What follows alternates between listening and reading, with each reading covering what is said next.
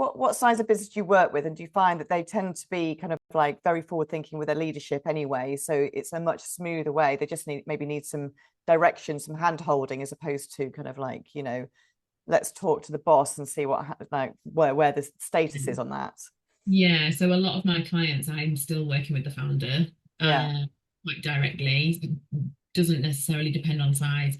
The slightly bigger clients, and maybe I'm working with the head of marketing, but still, that's only one step down from the manager, excuse me, managing director, and so they're still quite heavily involved in what we're doing. But yeah, I'd say because of the fact that I work with so many kind of values slash purpose, whatever you want to call it, driven businesses, Mm.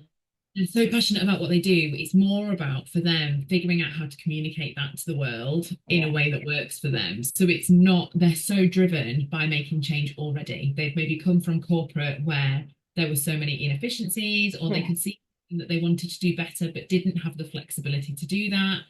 And that's why they exist as a business now, is because they want to lead that change. So Mm. I am lucky that I am surrounded by thought leaders all the time, which is great. It's a great and inspiring place to be. Yeah.